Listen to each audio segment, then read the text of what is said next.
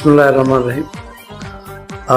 मुंहिंजो नालो ज़ुल्फ़िकार अली, पाण वेठो समाजी वर्कर आहियां। बार बार कंहिं न कंहिं मौक़े ते अवां सां मुखातिब हूंदो आहियां।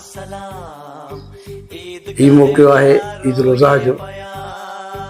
तव्हां सभिनी खे ईद जूं मुबारकूं ॾियां थो। हर उन नौजवान खे, हर उन अमड़ खे, हर उन बुज़ुर्ग खे जेके इंशा अल्लाह ताला 10 तारीख़ ईद उल अज़हा मल्हाईंदा। मुंहिंजे तरफ़ां उन्हनि सभिनी खे, सिंध जे सभिनी अवाम खे ईद मुबारक।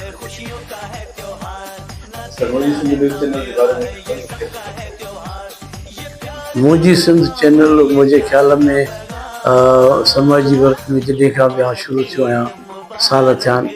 मुंहिंजी सिंध चैनल हिकु बहितरीनु चैनल आहे ऐं जहिड़ो नालो अथसि मुंहिंजी सिंध, त मां सम्झां थो त सिंध सां हर कंहिंजो प्यारु आहे।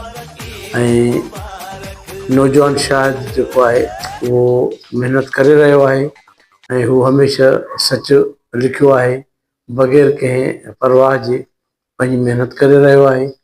उमेदु आहे त हिन जो क़दुरु कंदा ऐं मुंहिंजी सिंध चैनल खे आउं सलाम पेश कयां थो, जेको लाड़काणे जी हक़ीक़त हमेशह ॿाहिरि आणे थो। मां सम्झां थो त सभ खां पहिरियां त उन्हनि सभिनी नौजवाननि खे अर्ज़ु कंदुमि जिन जी तालीम मुकमिल न आहे, उहे पंहिंजी तालीम मुकमिल कनि।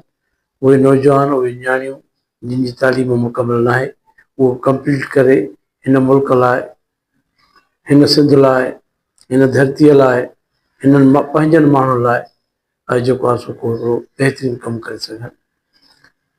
पाकिस्तान ज़िंदाबाद, सिंध मुंहिंजी सिंध, सोणी सिंध। Love you Sindh.